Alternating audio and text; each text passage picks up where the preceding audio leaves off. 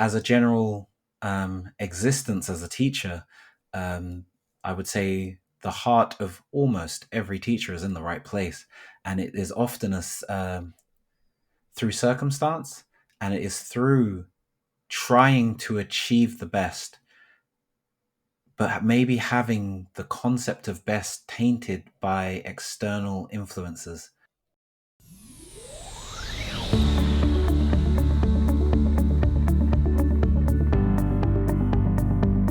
Welcome to Coffee and Geography, where my guests and I geek out about the world and everything on it, discovering that we are all geographers in some way, shape or form. I am your host, Kit, and my pronouns are they, them or she, her. So settle down with a brew, hit that subscribe or follow button, and enjoy the listen.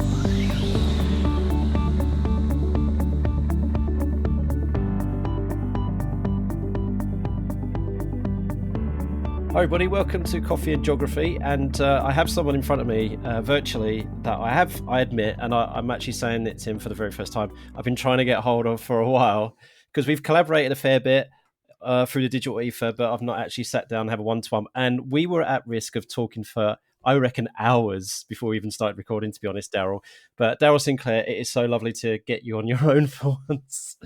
How are you doing? Thank you so much. I'm doing very well, Kit. We were chatting a little bit before, but I've had a long Monday. I've got a packed out Monday, but made it through the day. Two lunch duties, one for middle school, one for upper school, and a whole bunch of lessons. Ending the day at 4:00 after a couple of hours with grade 11. But I'm very, very happy to be here, and I'm enjoying this. Yeah. I'm very happy to be here. And this will be a nice wind down in the evening, because you are an hour ahead of where I am in the United Kingdom, because you're on Central European time, and you just said 11th grade. So hang on a minute, people are saying we got this teacher on here who's got a British accent, but you just said 11th grade, and they're an out. So what's going on there? Tell people. Okay, so I've been for how long now? I think it's got to be 5 or 6 years now. I've been teaching at international schools. I've had a little bit of an interesting journey. So I went through China. I was in China for 2 years in a city called Chongqing, which was a wonderful experience. I came back to the UK, and while I was in the UK, what happened? I was at a French international school. Bearing in mind, I don't speak French, so I wasn't teaching in French. And then after 2 years there, I decided to go for another opportunity. And I found myself at a school in Germany, which I was drawn to very much because of they're a school with in my opinion, a bit of a difference. They're a little bit against the grain of what I'm used to, and they're truly student centered, and I've loved that. And now here I am in Germany, 1 hour ahead, waiting for February, where the lake, 15-minute walk away from where I'm living, is going to freeze over, and we're going to go ice skating. Having a bit of another international adventure. And to answer the whole grade thing. So weirdly, in most international schools I've worked at, out of 3, 2 of them use the American system for their grades. So what I call grade 11 would probably be the equivalent of year 10 in the UK. Actually, no, sorry, let me get that 12? right. Would it be year 12? Yeah, year 12, sorry. Yeah, I went the wrong way. I do that but yeah, sometimes. grade 11 would be the equivalent of year 12. So it's the first year of the IB is what we do at the school, or the Key Stage 5 equivalent. Very interesting age system in Germany. Very interesting. And similar to the US system, you can repeat a year. And sorry, how should I phrase it? You can fail, in inverted commas, a year and repeat, which is a very interesting system. And, seeing it in action, it's kind of changed my opinion on it a little bit. But yeah, it's interesting. So yeah, I'm on an international adventure, taking a slightly, edited British accent with me, tailoring it to the needs of various international audiences. So hopefully everyone can understand me. I think we'll come back to that because we had a lovely chat Yeah. about that beforehand, and I can Yeah. identify with that too. So, you describe yourself as a young conversationalist, yep, and a fan of each one teach one idea, focus on the world today, driven to do well against your own metrics and things which makes your heart warm. Rather than hope for the future, Daryl actively tries to support people in creating their own future, wary of the challenges which are along the way. Daryl hates generalizing for the sake of hierarchical labels or marginalizing a person, safe in the knowledge that Daryl knows nothing and being more than anyone else may think of him. Oh, that's a nice Yeah. little bio of yourself there. So, Thanks. well, it's you get the bios that I've read out. Some of them are very matter of fact, some of them are very jokey, very jibey, self-deprecating. But that one. I don't know. You put heart warm. That one did feel warm. Mm. That one did Oh, feel warm. nice. Yeah, and are you? It sounds like you're very. I don't know. Is it accurate to describe yourself as altruistic? Maybe. Okay, you come across altruistic in Ooh, that bio. that's quite interesting. I wouldn't have ever thought of that word to describe myself. I think there's elements of it which apply, but I think how I would like to come across, or how I believe that I am trying to live my life, is in a way which is confidently humble. Um, and in being confidently humble, so trying to engage positively with my own ego, is to hopefully allow space for other people's ego and existence. Um, so if that in any way falls into some type of altruism, Mm. because so I mean, this is a little bit of a segue, but it's popped into my mind. I forgot I wrote that first bit. Each one teach one is actually something I learned when I was quite young. I think I just started university, and I'll call it a philosophy from breakdancing. So I started breakdancing when I was at university, and the OGs and the I've been very lucky to have met some of the OGs, some of these names may mean nothing to the majority of people, but it's a guy called Crazy Legs, and he's the guy who invented the windmill or the continuous backspin, Oh. as it was called. And there's a whole history to breakdancing, but it's a very young history. It's not like it's been around for 100 years, although its legacy, its roots and its foundations may go back 100 years. But there is a philosophy in it called each one teach one, because within breakdancing, as a what would today be labeled, or has for a long time been labeled, like a street or urban or whatever code word you want to use for Black, Latina, Latinx, whatever is the most appropriate phrase for those groups of people. Um, you didn't have a formal teacher, you didn't have a dance school, you didn't have this, that, and the other. So the idea was that if you wanted to be part of the community, you had to teach someone. Each thing you bring to it as a creative art, understanding that there is no one way to dance. Everyone can dance in a different way, and they can be equally musical, equally, the word we would use is equally dope. But they are dancing in completely different ways, and it's respecting that and understanding that what you have, you may be able to teach to others.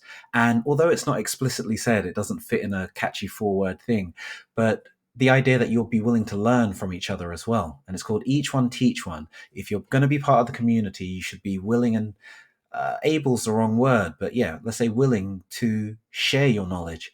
And that's a strong foundation for me. That experience of going through that world quite deeply, I would say. I'm not claiming to be,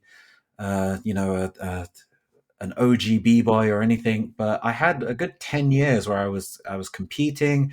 I was traveling internationally to dance and go to events and perform at events, and met a lot of really cool people. And that was one of the things which I really loved about it. So as I was, there's a massive overlap with the time I've been teaching, Mm. and it's just the idea of listening to people, giving space for people to exist, not judging something which is different, seeing the value in it, seeing the commonalities. But whenever, as someone who has taught dance, you come across people with very different styles, which may be completely different to yours. And as a teacher, or just as a human being, it's not your place to oppress them. It's not your place to crush them down and be like, you should be doing it like this, or that's not how I do it, therefore it's wrong. It's a case of building them up and recognizing that actually that's a really dope way of doing it. That's a really cool way of doing it. Maybe in an educational context, that's an appropriate approach to that problem. Let me learn this. And taking that on board as a teacher, taking that on board as a human being, as someone who shares space with other people, I think it's incredibly important. And yeah, I think I've gone a little bit off topic there, but No, we I could bring it think full that's where it comes circle from. to what you were saying Yeah. about really taking the opportunity that you really wanted to teach at this student-centered school that you're Mm. at. I mean, surely, Oh yeah. those two things must be quite compatible. Yeah, that's definitely true. The I don't know how long it's been now. Be interesting to see the first time. I would say the first time I did it was probably in my first school. It was a school in West London, and it had a predominantly Muslim population. Now, obviously, Muslim isn't an identity. A Muslim person can be from anywhere, any age, gender, identity, whatever. So I don't want to use that as like, oh, they were Muslims, like that's a thing. But what I would say is that the predominant religious belief was Islam at the school, and I knew nothing of Islam when I first started working at the school. I didn't know nothing, but at the same time, I was no expert. And as we were learning things in geography, as we were learning about various parts of the world, a lot of my students coming from Bangladesh, where within geography there's major case studies in Bangladesh, students from India, there were students from Pakistan, and the whole plethora of countries in that general region. So as I was approaching these lessons, being corrected, and thankfully being humble enough to receive the correction and take the time to say, so what is it actually like there? What is, within this context, there's a few like running jokes within the school, even within the student body themselves. Stereotypes of Bangladeshis, stereotypes of Pakistanis, stereotypes of, as there are with many different groups of people who are generalized by an ethnicity or whatever it may be. And the students really fought against that. And they introduced to me complexity to the teaching, which I would not have been able to bring in there myself. And it kind of taught me as like, my students are often more of an expert than me. Yes. And that's very empowering. It might not sound it, but it actually takes a hell of a lot of pressure off you as a teacher. Because if your Right. students trust you that they can speak, then if I take the most brutal and lazy way of approaching it, I don't need to plan as much. I don't need to find 100 resources. I've got 32 resources in the room, but Right. taking it from a more, productive and positive way, it was just a case of also noticing the response from the students, noticing how they enter the classroom, how they leave the classroom, how they engage differently once they begin being the teacher or recognized as someone in the classroom who, on an equal level to the teacher, is contributing to what is being learned, the creation of knowledge in the classroom. And that is so, so, so, so powerful, in my opinion. And it can be humbling in the most positive way, and it can be so empowering to the student. So yeah, and yeah, I think people take things on board from that, and they like it, and yeah, so yeah, it does go full circle. I totally agree with you. The best thing I ever did when I was teaching was I decided to, well, we were a very small school and I was a small department. There was me, and the other main geography teacher was also the deputy head, so had other responsibilities. So actually quite often department uh, meetings would be me, myself, and I usually going over department matters and whatnot. But so I thought I'm going to take advantage of this and not squander this time. So I actually want some student perspective and a bit of company. I admit, and a bit of company. So I invited a group of students in year 10 and 11 to actually come and have their say at the department meetings. And Mm. actually that grew into what started as a little bit of input actually grew into us formulating what was called the geography leadership team, where it was myself, any member of staff in the geography department, and at least four upper school students, and That they sounds and they brilliant. and they had equal weighting with everything. So it was one vote, one person. So if we wanted to vote on something like where to go on a field trip, or whether we should do a controlled assessment in this manner, or whether we should, whatever it was, as long as it was a non-confidential item, they would Mhm. have equal weighting with it, and which was brilliant. And quite often, me and my colleagues got outvoted. And that was the best. And so we became a student-led department, which was absolutely fantastic. And the second thing I remember doing was letting letting kids take over lessons and things, because Mm. there was one. I went and visited Malawi in 2013, and what an amazing experience it was. And so I brought that enriched knowledge and understanding Mhm. back with me, and I had uh, good friends in Malawi now who helped me develop resources and stuff like that.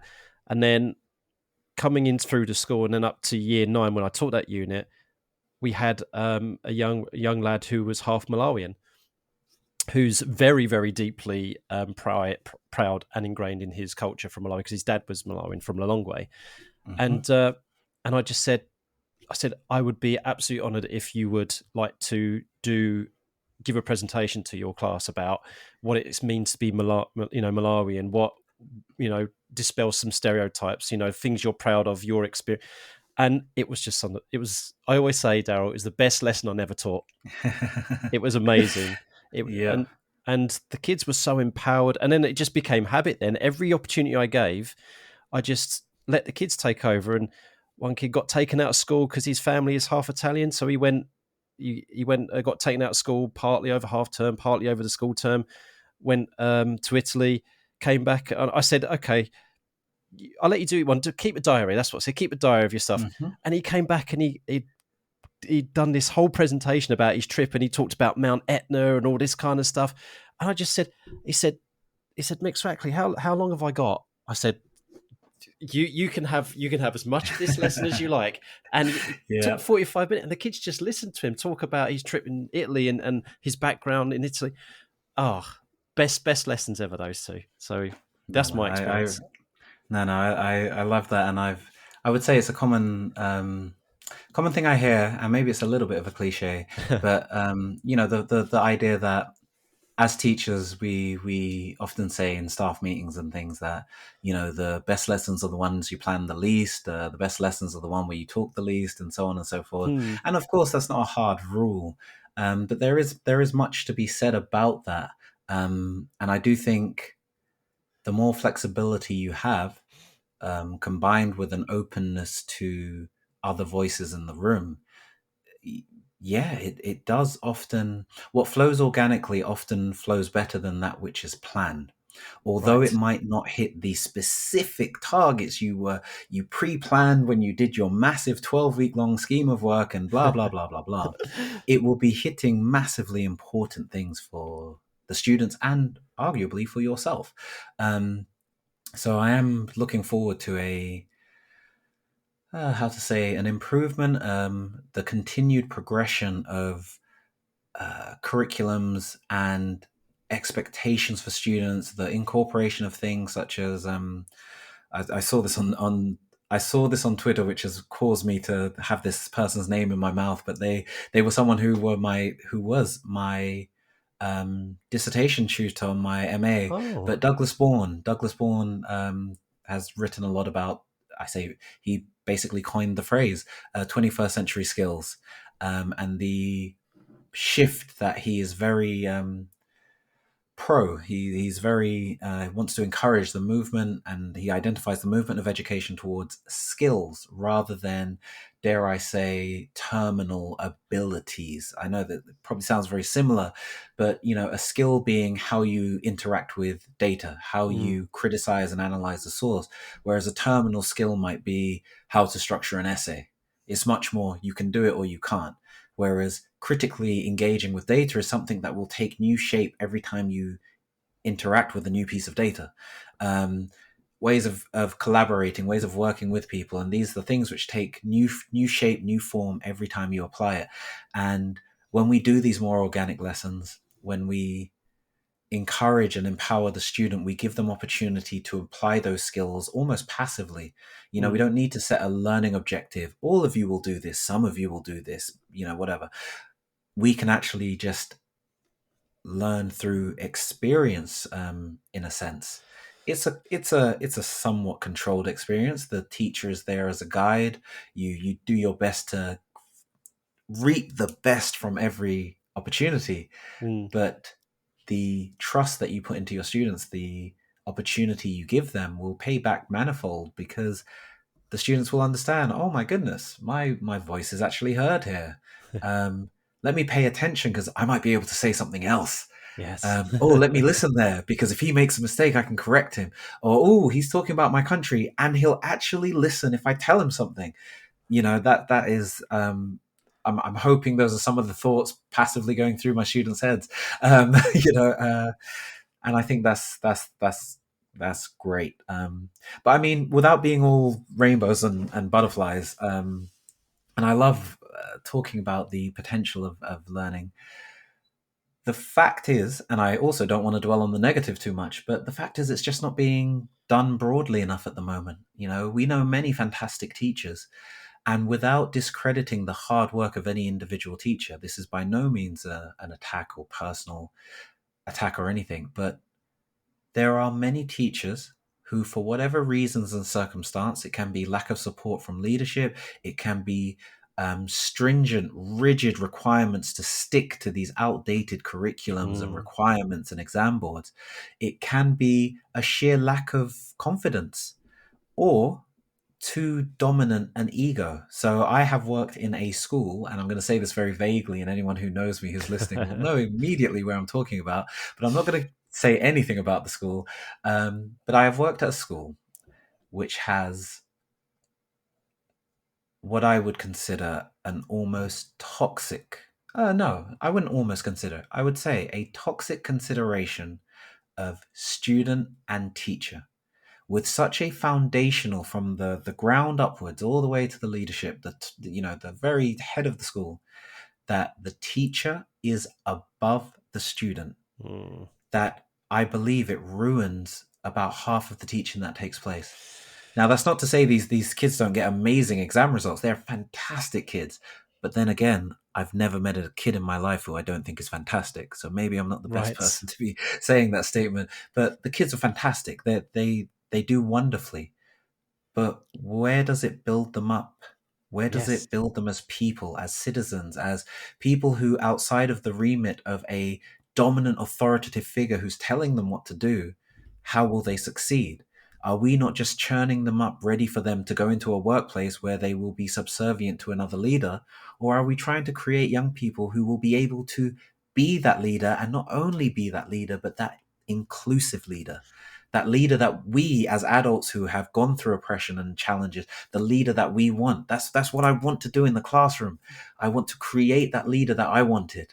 I want to create that leader who would have made my life more easy. Easy in terms of less challenge, less struggle based on who I am and who I was. I want to contribute to the ability of people to be that person. Not that they need to be exactly who I say they are. This isn't a deterministic thing, but in the sense of growing people with open minds who can be that person if they so choose.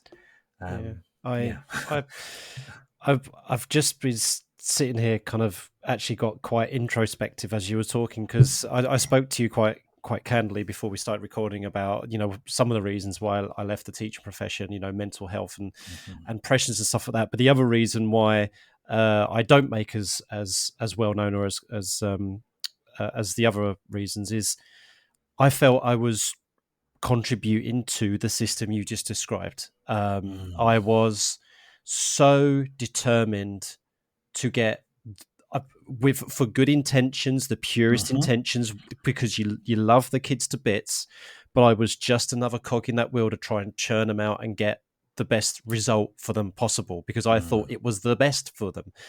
And then there was a couple of moments, and I think this is probably going to be the first time. I think I might have said this publicly once before, but I think it's worth repeating. This story was I just did analysing year 11 mock exam results, and I thought I'd had this brilliant idea to help the kids support each other, because that's what I wanted to. I want the kids to support. I want us to be a team. So all with the Mhm. best intentions. And what I did, and I'm a data geek. So what I did is that I had this spreadsheet, and I didn't have the scores in them, but I just ragged them, which is red, amber, green, color coded Mhm. according to topics, exam topics that they didn't do quite well in, that they did all right in, and they did very well in. And I just did them red, amber, green. And I had this brilliant idea. I said, oh, and we can get together. If you've got a red, you can find some with a green, and you can like coach each other, and you'll find that the other person can coach on some different topic. Yeah. And, it all sounded great. But it came crashing down because a couple of weeks later, I got called into the head teacher's office, and there was one of my year 11 students and her mum, and looking deeply upset. And they explained to me that what I did there was made her child exceptionally vulnerable, because I had exposed her weaknesses to the rest of the Mhm. class, which was a symptom of being under pressure so much to do the best you Mhm. can at school. So all of this was feeding into each other. And then I stood there, not sorry, I stood there and thought about this. And as I was listening to this, and after about 10 seconds of just complete silence in the room, I broke down crying in front of the Mhm. teacher, in front of my head teacher, in front of the parent, in front of the student. And then the student started crying. Then the head teacher started crying. And then the mother started crying. Um, and then, Outpouring. and it had, you could tell because I can Yeah. remember, um, but it had a bit of a healing impact on Mhm. me in particular, because after we dried our eyes, the parents said, "Look, Mix Rackley, my daughter, and well, she could tell you herself, and said, I Mhm. really like you as a teacher. You're one of my favorite. I really want, and I just felt crushed by what you did. Mhm. And it was a respect out of you and a respect out of the school that we wanted to tell you. We didn't want to keep this to ourselves, because Mhm. you know because we know what you're trying to do." Um, and now, having thought about it and having listened to what you've just said, that was probably one of the major triggering points which started to get me considering if my career, that Mhm. I was may have been in the wrong, that and all the pressures and everything else on top of it. I thought Mhm. maybe I need a break.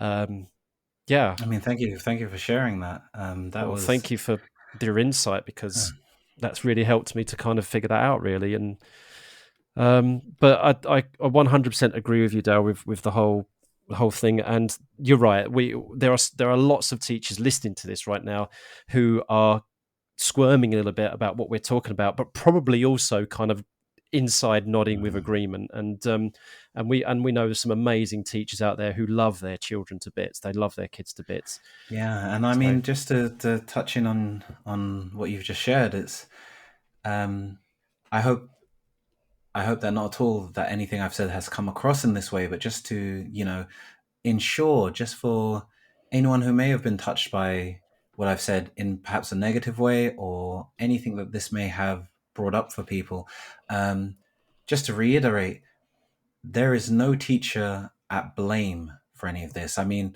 I don't like to use words like all and yeah, complete. yeah.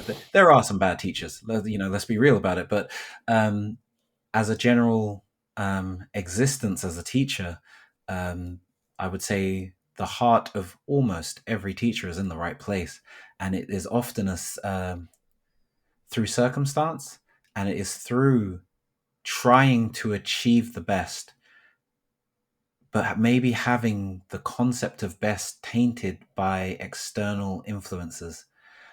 Because I really think, and I'm being incredibly romantic here when I'm saying this, and I acknowledge that, and I wouldn't say that this is my target for the world.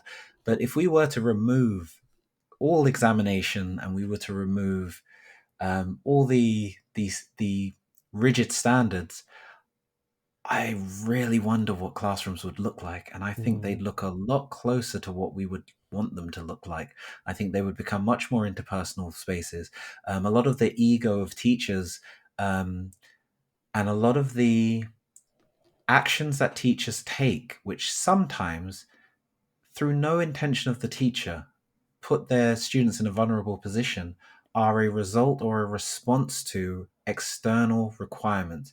Not to demonize them because it's too easy to do, but whether it's Ofsted, whether it's Edexcel, whether it's whatever exam board or organization, whether it's the senior leadership team, and it's through doing that we actually find ourselves in these awkward situations where we're trying to balance our morals and our desires with regards to the positive things we want to provide to our students, alongside needing to push all of the different shapes through this square shaped hole in the wall, which they have to get through.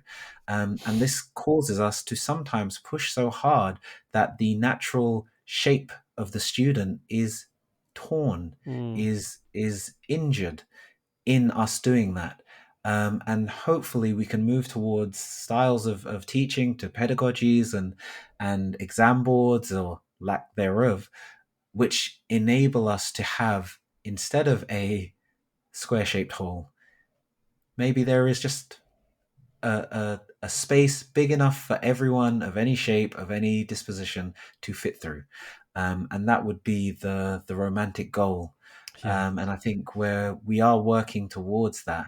And I want to really champion the idea, and the bravery of what you've done in recognizing what you want to do, where you feel you're having impact. You've done some incredible reflection, and I think reflection is also one of the foundational things that we need to be doing as teachers. It can really sting, and I can only imagine some of the things that may have gone through your mind when making the decision to step away from teaching.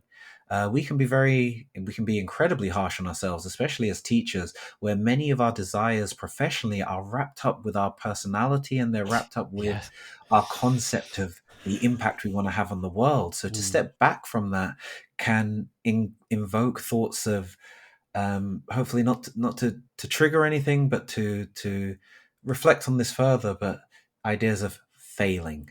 And I can wholeheartedly say to anyone who's listening that there is no failure in making an active and reflective decision on what may be best for you at any given time in your life.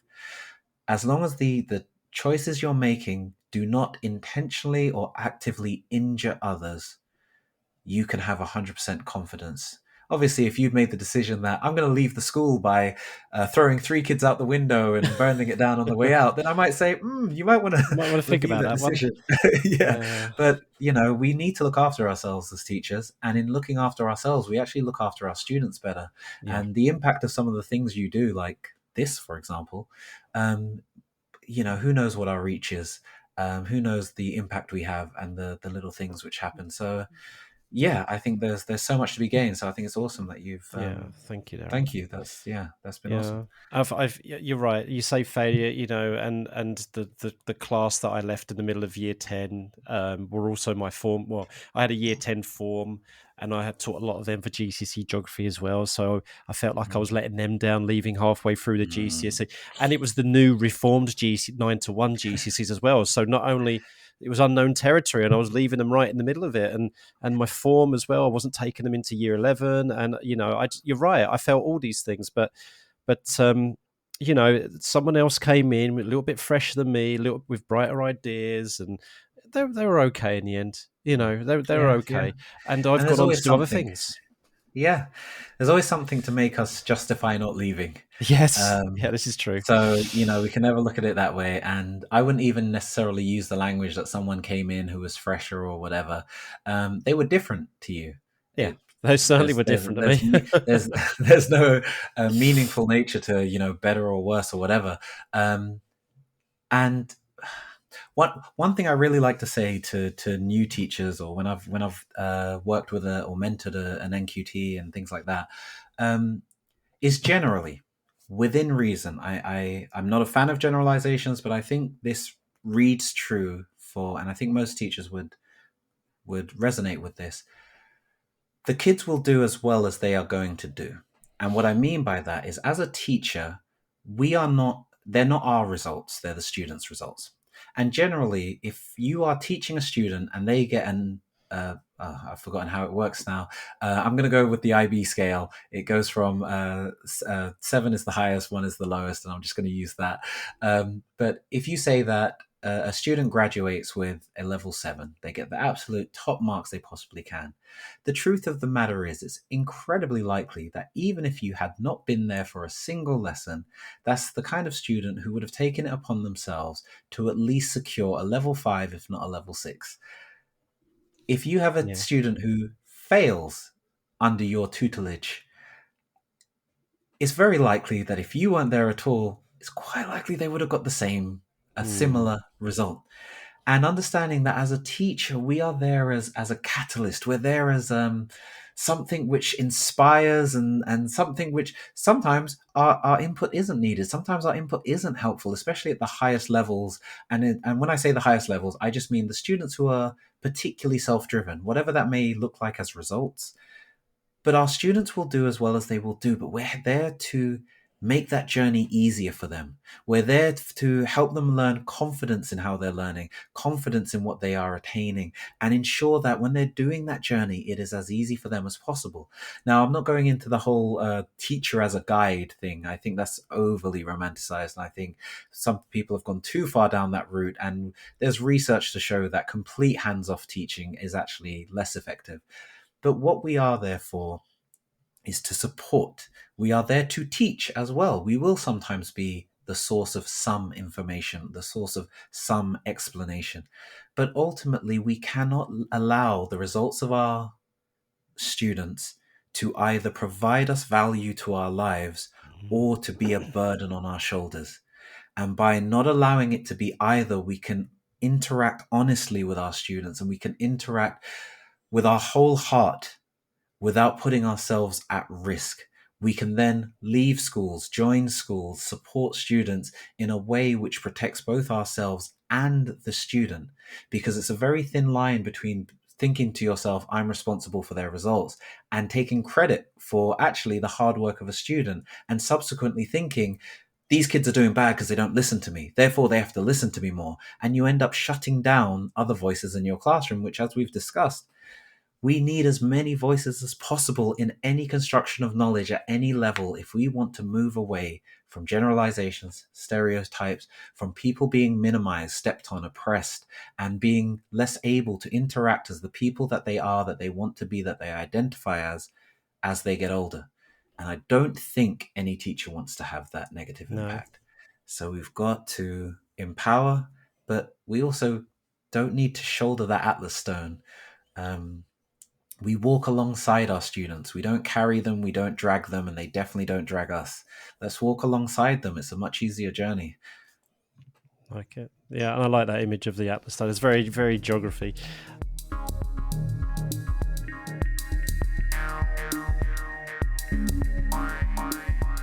Hi folks, a chance for you to recharge your brew, but also a polite prod to remind you that it's so easy to support this podcast.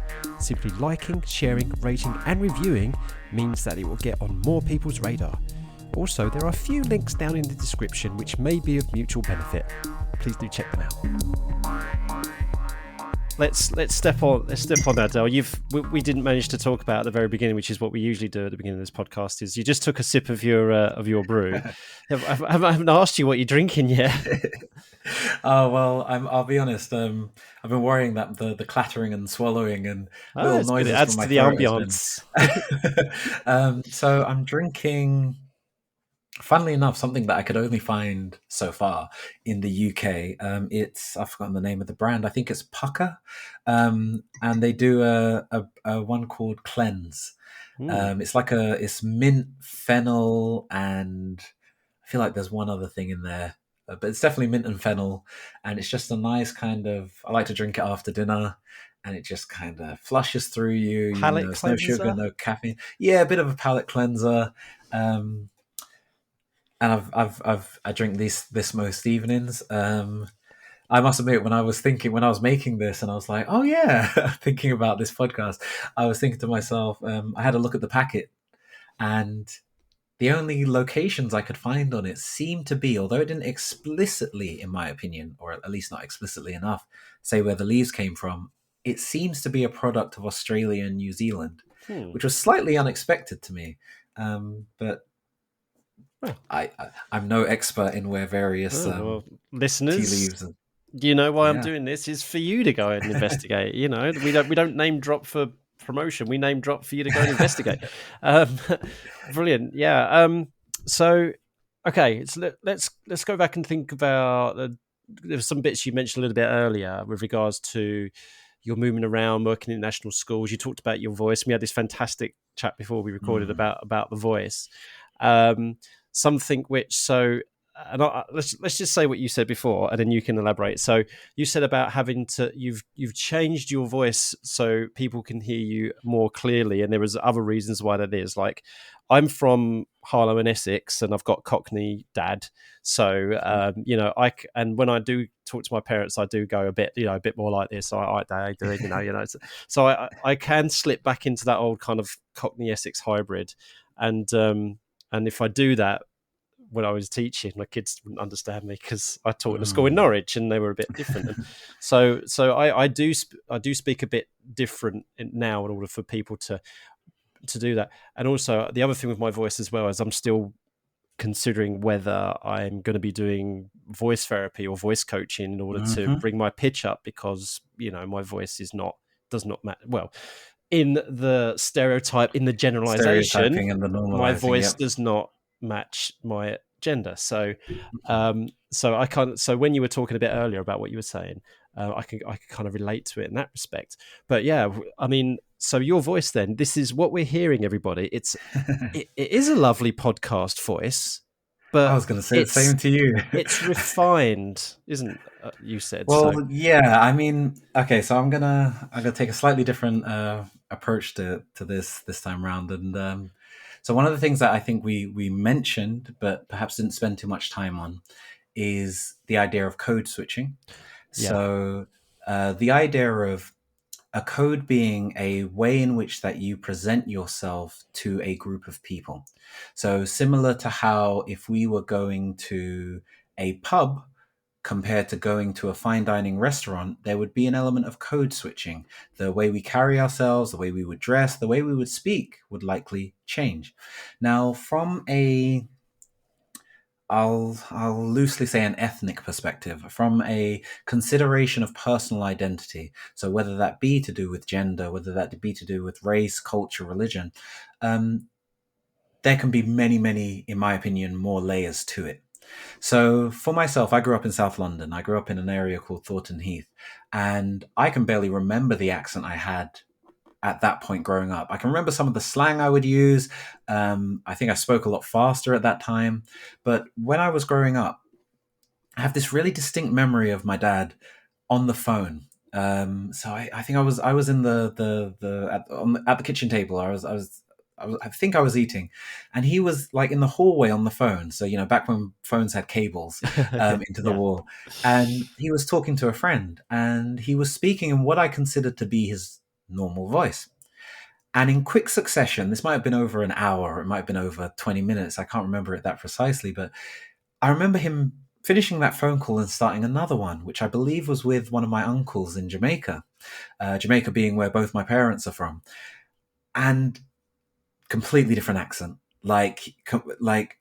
full what I would consider to be, and I the reason I say that so distinctly is because I think it's very different to what we would consider the television Jamaican accent. right, okay, Um, but what I consider a very rich, slightly different intonation, different tone accent. And him talking to what I believe to be my uncle. And then again, later on that evening, making another phone call to what I believe was a work colleague and it changing again. And I remember when he finished his calls, I was like, Dad, why do you speak so differently on the phone? And he said to me, he may not have said it as poetically as this, but, he said, I speak to be understood. And he said, so depending on who I'm speaking to, I speak in a way which best conveys a message which they will understand and will allow me to form the closest relationship with them I can. He spoke to me about the idea of your use of your voice and how you communicate is to do with being understood. And there, depending on how you speak, some people will not understand you. Now, we know as adults that not understanding you can be a very active and intentional thing. Yeah. So, considering the normalized concept of what a male voice is and a female voice is, that is often people impressing upon you what they expect from you. And this informs the code that we use when we engage with those people. So as I was growing up, I ended up at a grammar school where I was the only black student, not only in my year group, but I think there was like at least a year barrier buffering between me on either side. And I think all the way to the top, I was one, but there were very few black students. And this was a grammar school, so I began to change my accent as I went to this school, partially naturally, partially intentionally. And then, but at the same time, I often remember this. I was playing semi professional basketball all the way up until like under 18. And I remember I would speak differently with my team because it was other black kids from various parts of London, and we'd speak a different way. But at school, I would speak a certain way. At home, I would speak like what felt like a mixture of the two. Hmm. And then when I got to university, only black person on my course. Quick shout out to black geographers. Yeah. There were not many I was the only black geographer on that course, and I was at King's College London.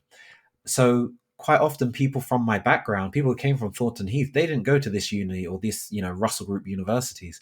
So there was that again on my PGCE course. I was the only black male on that course.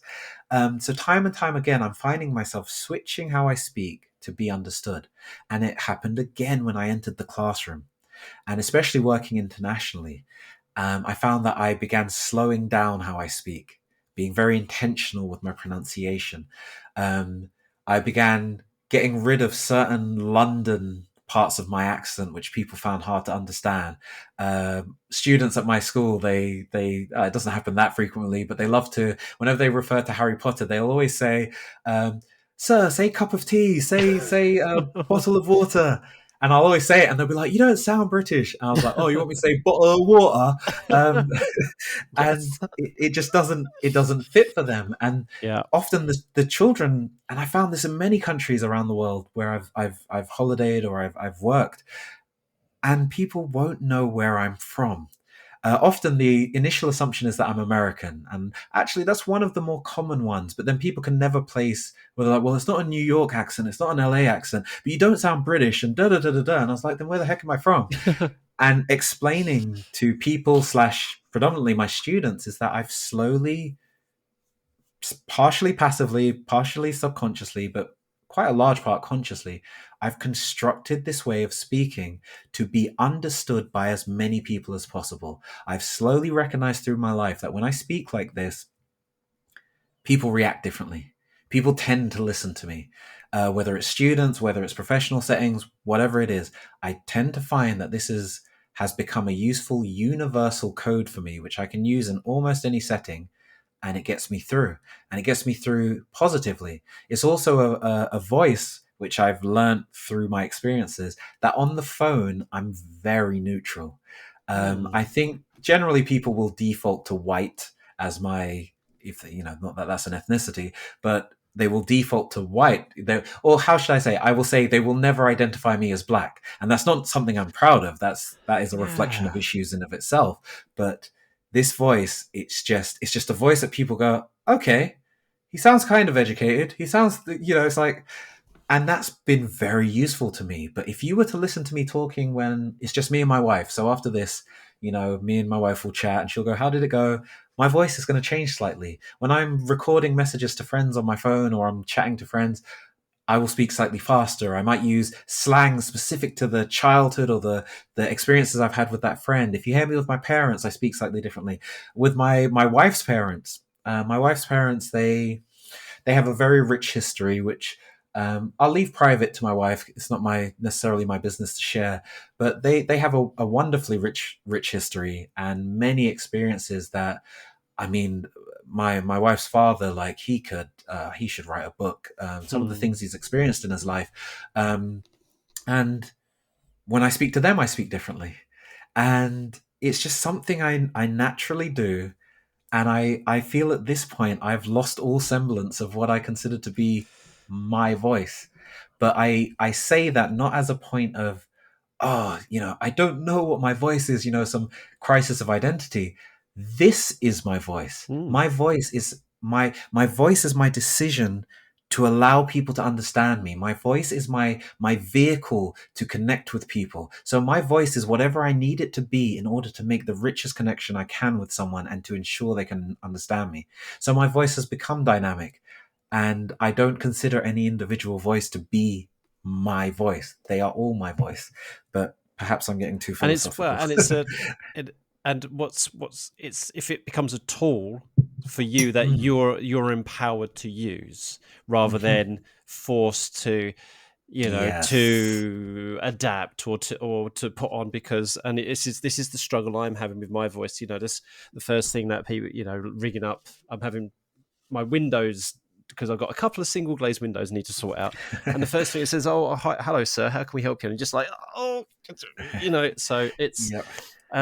it's quite difficult, and that's why I put my pronouns in the introduction Mm. of the podcast, because I need Mhm. people to know. So yeah, but it's and as someone with a little bit of drama training, Mhm. because that was my second subject after geography, I have the capability of using my voice as a tool, as in a way that I need to. Anything from having that really kind of booming kind of way to Mhm. to have that, well, I need quiet now kind of thing to rise above Mhm. everything else, or I can actually bring it down quite a fair bit. I can bring it softly if I need to, and it's and Mm.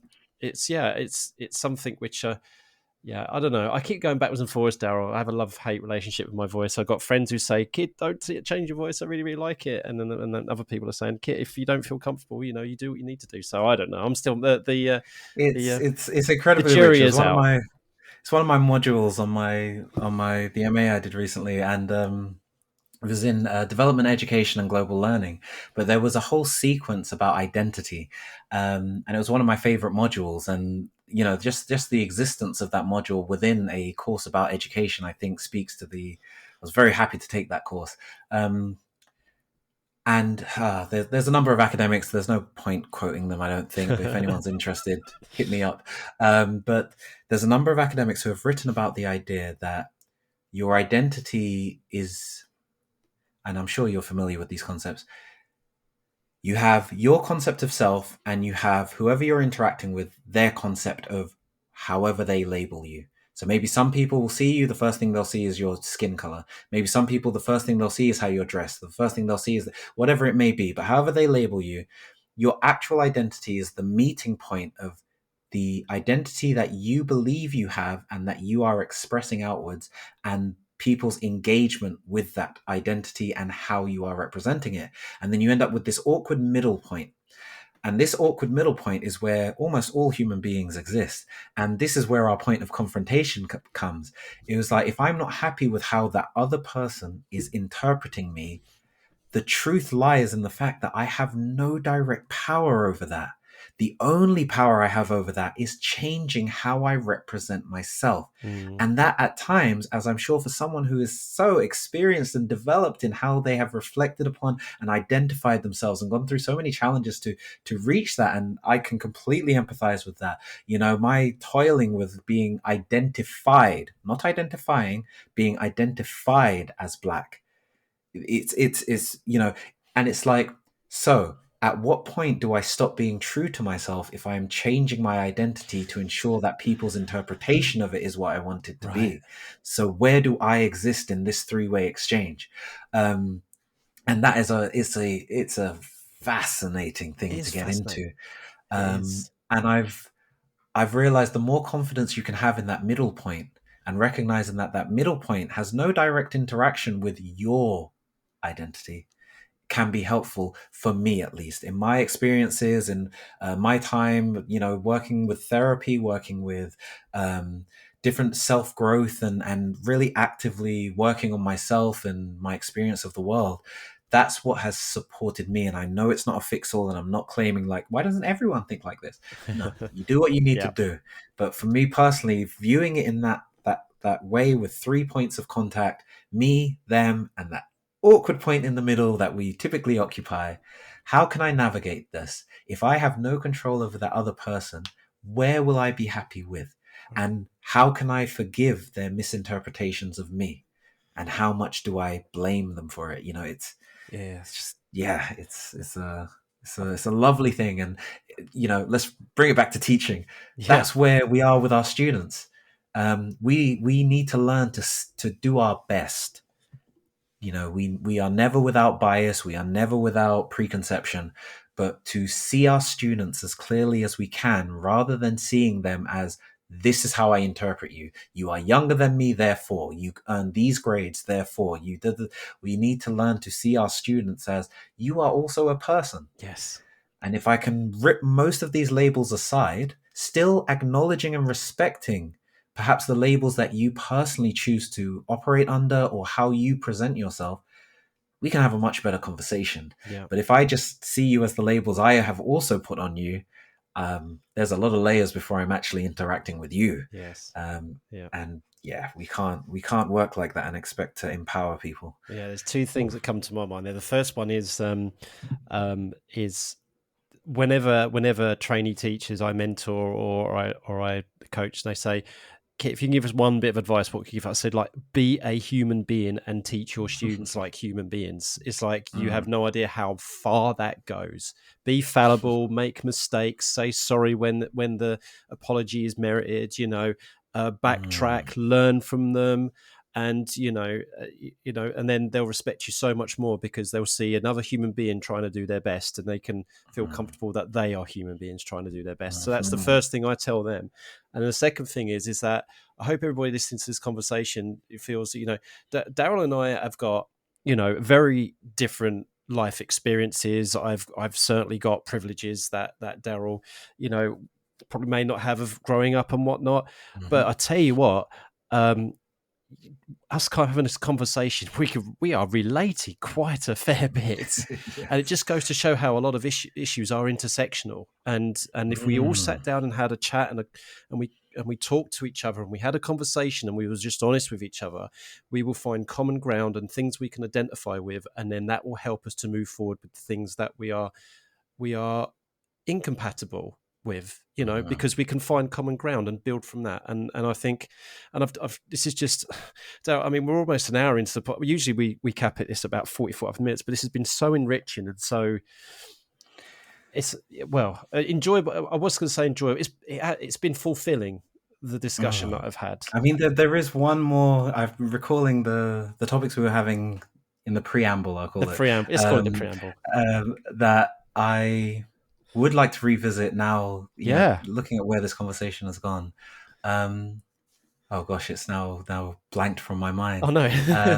So I think so. We've been speaking about the importance of treating people as humans, engaging with people as honestly as possible, being humble, removing the ego from what we do, and able to engage more honestly, and making sure that we can support each other, and having these conversations to find the commonalities. The how many things have we found in common? Although our journeys are unique and distinctly different, there are still things we can find to share and empathize with each other.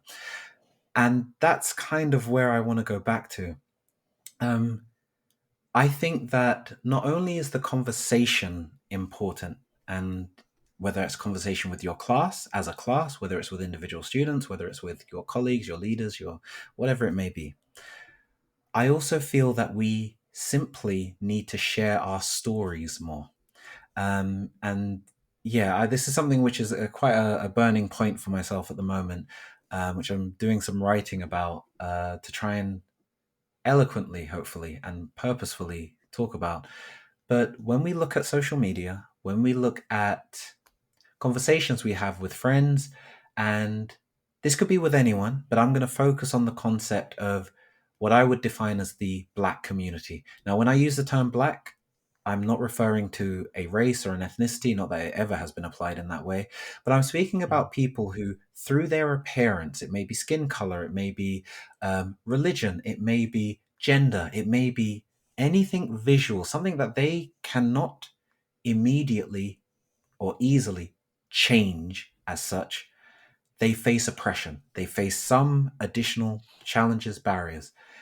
people I know who face these myriad of challenges, talking about intersectionality, many people who are experiencing many different versions or very many different incidences of this, we need to speak about it more.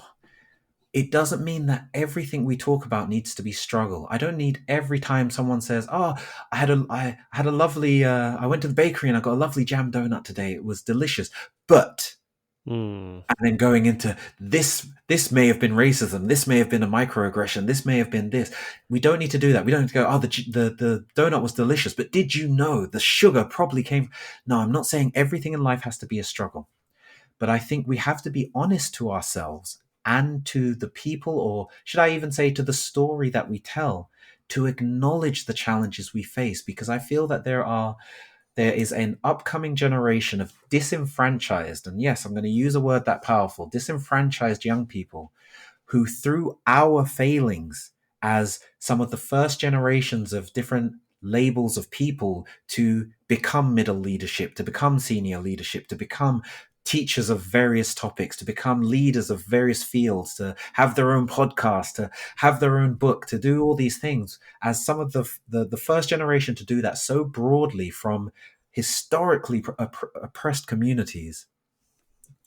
We now are making it look easy. We now represent ourselves in social media, in our stories, speaking a lot about our success. We might briefly talk about the challenge. Oh, I started from the bottom, now I'm here. Oh, don't give me Mm. that redacted nonsense.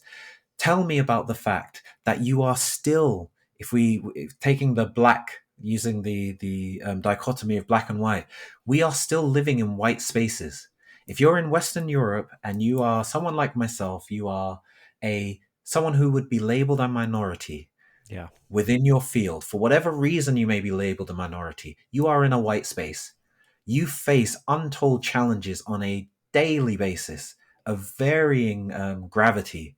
But the fact is, they're there. And I have dealt with too many young teachers, students I've taught who are now graduating as doctors, they're graduating as XYZ, and catching up with them and them telling me, I didn't expect all this racism. I didn't expect all this sexism. I didn't expect this. This happened. I can't believe this still happens. We are doing them a disservice. Yeah. We have made such ground. Our families worked so hard. Our parents, our communities worked so hard. And we worked so hard and we got here. But if we've entered a white space, we don't yet have the power to repaint the walls of this white space. But we can at least paint a little warning symbol on there for the next person to enter the room, because we currently still have people who are entering this room, the generations below us who are entering this room thinking, we made it, this room's fine, there's nothing to worry about. And then they trip over the first incident. Then they feel vulnerable the first time they see themselves being pulled in for a minor infraction that all of their colleagues get away with. We have them working at places where they are the only XYZ in their workplace, and they only slowly, as bad things happen, they don't always happen. And I pray that they don't happen. As a non religious person, I pray that they don't happen. But when these people experience it, they think, why didn't I know? So when we are representing ourselves on LinkedIn, we are writing stories, we are writing experiences, we need to include the truth of what we experience on a day by day basis. We need to call out the unfairness that takes place. Doesn't mean everything we post has to be a sob story. Doesn't mean we always have to focus on the negatives. Yeah. There is too much beauty and wonderful things happening in all of our communities for us to focus on the negative. But we must acknowledge that it's there. If we don't acknowledge that it's there, how can our children know? How can our next generation know? And how can they be prepared to reach even further than we did? Mm. And I'm incredibly passionate about this. This is why I started writing. If anyone who's listening has read anything I've written, I am absolutely honored. I'm happy if 5 people read it. The reason I want more people to write isn't to become a bestseller or to make money or to be that absolutely ridiculous concept of have a side hustle. No, it's Yeah. because our stories are our legacy. And right now, I feel like in 20 years' time, if they scoured through the internet to get a feel for what was life like at this point in time, they're going to think it was pretty good. They're going to see Black Lives Matter and be like, oh, there was some protests. Yeah, there was some trouble with the police. They're going to miss out on the intricacies of the challenges that we face on a daily basis. And we have to represent ourselves more honestly. We have to. We absolutely Have to. Imagine Yeah. if Letters from Birmingham Jail by Martin Luther King didn't have that nuance to it. Imagine if all the things we read about the accounts kept by slaves, by the revolutionaries in Haiti, if they had not included the little nuances and they'd Yeah. just been like, hey, we're the leaders now. This is great. Yeah, don't worry about anything. No, no, no, no, no. We have to mention the continuing challenge. We have to honor the people in Mali, I believe, who are still protesting against France, who has all of the gold mined from Mali. France doesn't have a single gold mine in the country, yet Mali doesn't have a single bar of gold in their banks. We need to be acknowledging the things which are still happening and which are happening to us on a very personal level so that we can empower the people below us to come into the spaces we already occupy and they can bolster it. They can go further. They can do better. They can, I'm so excited for the Yes. future, but we've got to support the people who are coming after us. We have to. And I would strongly, strongly, strongly urge. I mean, there's a couple of things that you've written very recently. One for the decolonizing geography group that we're both a part of, and the other one, the other one that I read, which you wrote about your teaching experience and having a black head teacher. And Mm, I would strongly, strongly recommend everybody that you read at least those two articles from Daryl. I'll put the link in the description for both of those, and I completely get you because I try and do the same. Like I do try and earn a little bit of money, from a side mm, hustle stuff like that. But the vast majority of stuff that I do is mhm. because I just want to get it out there. Like, and as I Yes. mentioned to you before, I wrote that article about how it felt to be going on geography field trips as a Mhm. transgender child. So those kind of stories need to be told, and now, fortunately, those conversations are being had within the teaching sphere. At the 2 episodes ago, I did a little special episode about being at the GTE conference, Mm. and one of the talks at the GTE conference, they actually referenced my blog to say, these are the conversations that we've got to have. We've got to, you know, Excellent. we've got young people with lots of different ways of being. Are we making trips accessible for them? And Mhm. this is what I hope, is that they Yes, yes, spark me more too. introspection and more conversation. Yeah, if you have a story, if you're Have a listening to this, story, if you get have it a story, out. just write it. Like, just write it. It's always lovely to be compensated for your time. And there's many publications, whether it's the TES or whether it's wherever it may be. There's many places which they'll slide you, 50 quid or whatever for your time, and that's lovely to receive. I'm not going to turn that down, but at the same time, Yeah, having, you never know who's going to reference or read what you've written. And the more people who write it, the more easy it is for people to find. Maybe not your specific story, but yeah, at least a story. yeah, Stories are so powerful, and that's why we need more voices in the classroom. Because there's in most British classrooms nowadays, there's 32 stories in there. yeah. Um, so why do we Yes, only listen to one? exactly. Okay, we're gonna go on to one last thing before we end, right? Because Mhm. we cannot not talk about this, because I like the way you put this. And I'd like you to just explain this a little bit more. Is that the other thing that you said on the Google form was about your diabetes, and you said Mm. your diabetes is a fantastic contribution to who you are today, an ongoing challenge, but not a direct part of my expression of geography, more intrinsic to the expression of the person I identify as me. So, uh, Mm. so for the diabetics out there, please Well, do Um, tell. it's interesting. Something that I see is very positive, although it might not sound like that initially to people listening. But most people who would meet me wouldn't know I'm diabetic. Now, I've been diabetic since, I think it was like my 12th birthday. It might be my 10th birthday, but it's 20 years now. That I've been diabetic, at least 20 years. Um, is I've always seen it as a marker of my control of my diabetes. But I also recognize that despite how well I believe I've controlled it, and I've managed to so far avoid any major medical issues from it, though to be honest, it has a negative impact on the longevity of your life, Mm, especially if poorly managed. And that's something which is a relative burden if I allow it to be, which I tend not to. But my diabetes has, in various ways, shapes, and forms, prevented me from doing things.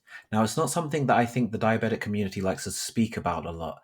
We often talk about empowerment. We like to look at diabetic Olympians. We like to look at they made it even though, and all these kinds of stories. And I think those are important and they're empowering. But going back to the idea of we do also need to talk about the challenges. My diabetes means that every time I plan a holiday, almost, you could almost say every time I leave the house, I have additional checks. Are my levels suitable that I can go out? Do I have my insulin with me? Do I have a spare insulin in case someone bumps Right. into me and breaks my pen in my pocket? Do I have dextrose tablets in case I have a hypo? Am I in a healthy enough position to teach my next lesson? When I teach 3 lessons in a row, I'm not just thinking to myself about my stamina and my lesson planning. I'm thinking, I don't want to pass out in front Oh, of yeah. 30 kids at 2 o'clock in the afternoon. Um, and Wow. it has given me a very necessary, I would argue, not by choice, although there is always a choice, but the choice is fairly oblique one with regards to health.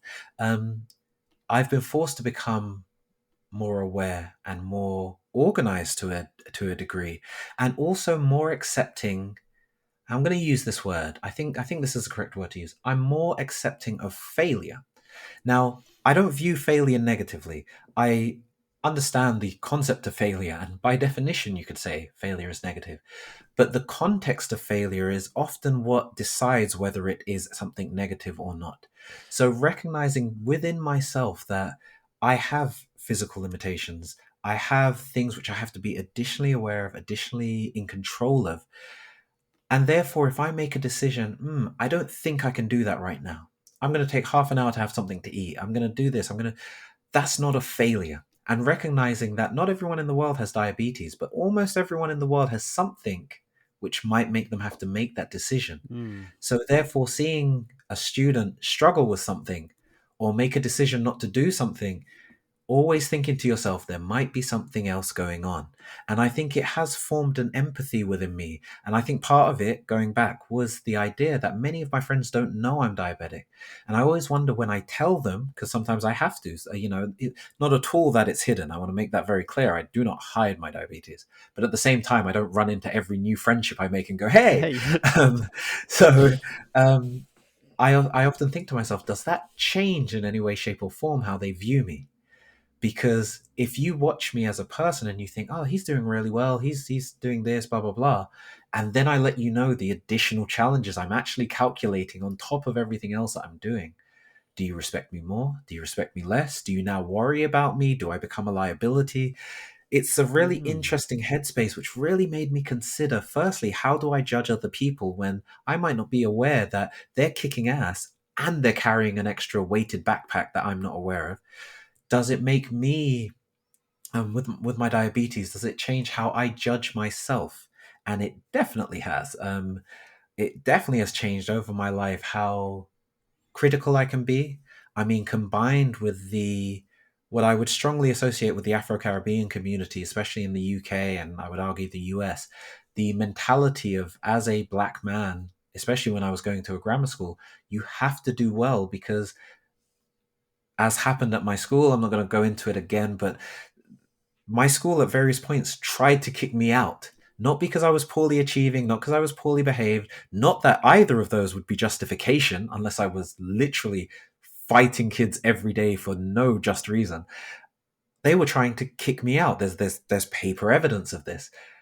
So with all of these things going on, with the diabetes, I become aware of these challenges. I think about how I judge myself. I think about the challenges I face. I think about the challenges other people may be facing. And it really kind of shifts my perspective on things. And it has given me a different kind of love for myself. It's given me a different kind of honor for myself and for other people in and I think it's I would definitely say, if given the opportunity, a magic wand, a genie in a bottle, one of the first things I would wish for is health. Mm. I would it would we all have that little fantasy. If you really had the ability to have a wish, or 3 wishes, whatever the story is, one of them would definitely be health. Not to live forever, not to do whatever, but just to have full every injury of my body healed. every ill, the diabetes, every the click in my back, I'd get every single ill healed. I won't deny that for a second. I'm not sitting here going, I'm glad I was diabetic. But I will never deny the personal growth which has come from it. And I will never deny that actually my diabetes is a massive part of my personality. It's a massive constructing foundation to how I've had to approach life and approach challenge. So I think diabetes is incredibly challenging, but again, you do not have to have challenge in order to grow. I want to be so clear with that. We do not have to have challenge to grow. We don't have to go through a tragedy in order to come out the other side a better person. We can grow, and that's what we try and do in our classrooms. I hope there's no teachers listening who, well, every lesson I beat my students so they understand how good they've got it, and that makes them. No, we can grow without tragedy. Yeah. But a positive way of engaging with tragedy is using it as a damn good fertilizer to grow. Like that. And that's what my diabetes is to me. I like that. Like if it doesn't have to be, and I can't. I don't want to be putting it down as explicit on this for this saying this one word, but it doesn't have to be, and it could be nice fertilizer and compost instead. Yes. Let's frame it that way. Yeah. Yes. Oh, that's lovely. Okay, let's finish off now, Daryl. So we're going to link you now to the previous guest. So last week we had Phil Humphreys, another geography teacher, on and came up with a word that you have to try and link to geography. Now it's actually a geographical term, so you're not going to have any problem. But maybe maybe you might want to take a more, I don't know, more poetic or nuanced kind of approach to this. So Phil has given you the word isthmus. So that's just see, I was going to say as you're introducing it, I might want to get Google ready just so I can look up the word and make sure that I'm gonna not completely embarrass myself and interpret it wrong. And I am not gonna lie, I am 100% doing that. Yeah. Okay. And I had to double check as well. I kind of sort of thought I when Phil said it, I was like, isthmus. Yeah, I was like, that rings a bell. It rings a bell. And I was, it's something to do with land, but I couldn't quite remember. And I did have to Google it afterwards. So everybody, I'm being honest. Yeah. Okay. So there we go. The definition of isthmus is, Daryl? Yes. It's okay. So the word I would have recognized immediately would have been tombolo. Yes. From my time teaching coasts. But yes, it is, as I have Googled or Wikipedia'd, a narrow piece of land connecting two larger areas across an expanse of water by which they are otherwise separated. There you go. So if you've been spending this whole week in between episodes going, isthmus, what's an isthmus?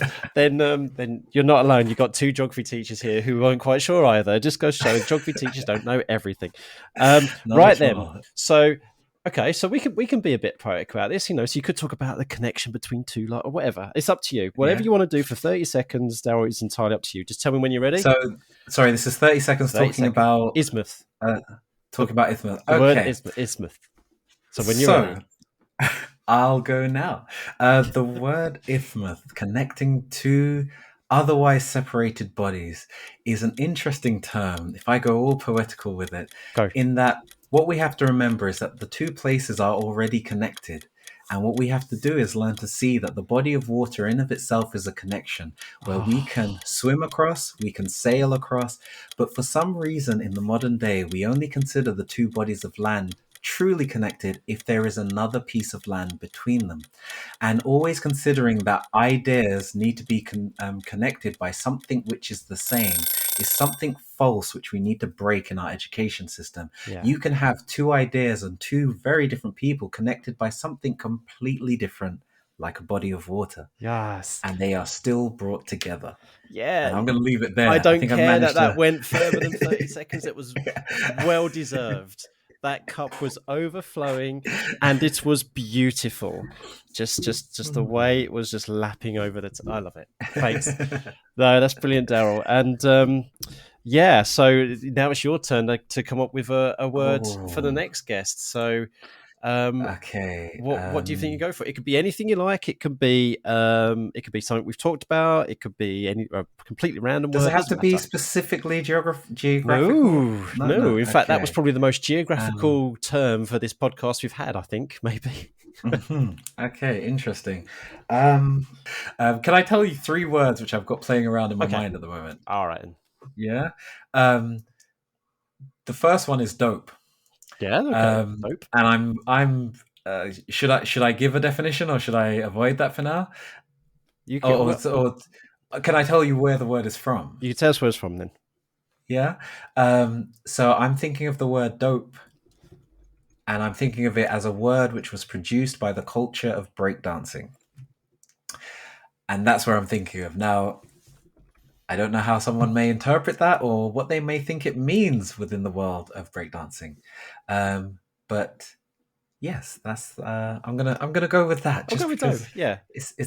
it's out of there. It's Well, it's all about what the next guest interprets it as. So they could interpret it as a breakdancing term, or they could interpret it as any thick liquid preparation or paste used to preparing surface. yeah. It's whatever it's going to be, however they take it.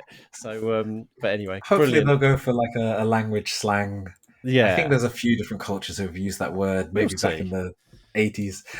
We'll see. So, Daryl, have you got anyone you would like to? I mean, you gave a couple of shout outs already to person who advised you with your dissertation, and you've mentioned your lovely wife a few times. But anybody else you'd like to say hi to?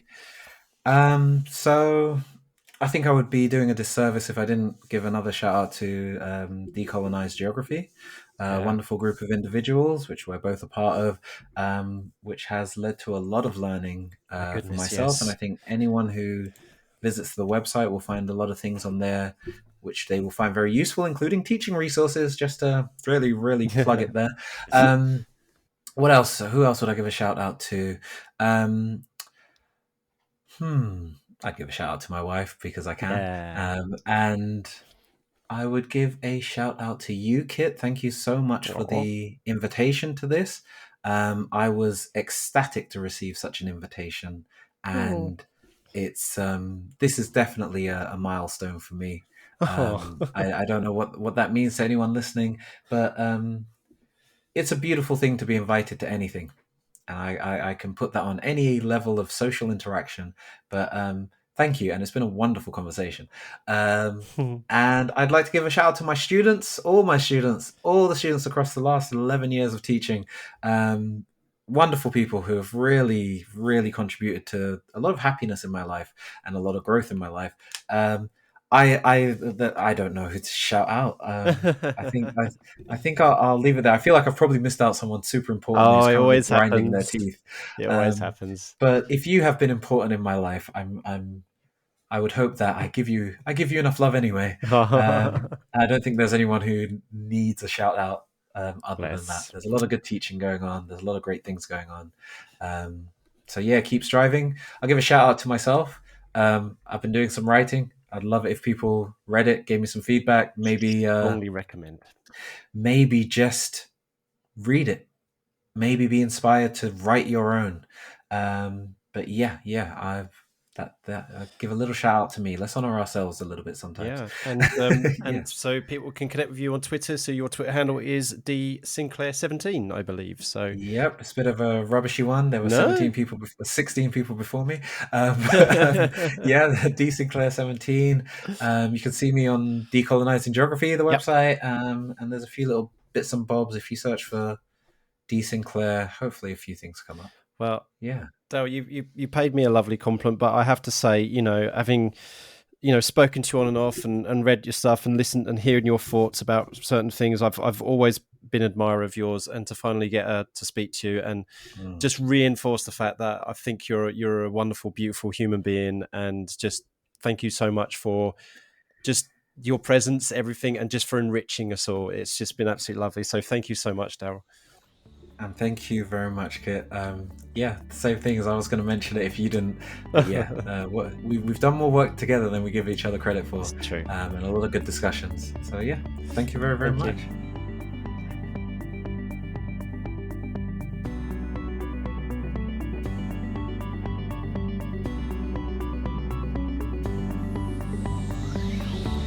Thank you so much for listening. We hope you had fun.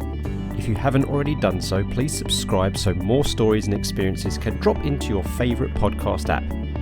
If you fancy being a guest or have any feedback, follow us on Twitter at coffeegeogpod and send us a DM. Or you could email coffeeandgeog@geogramblings.com.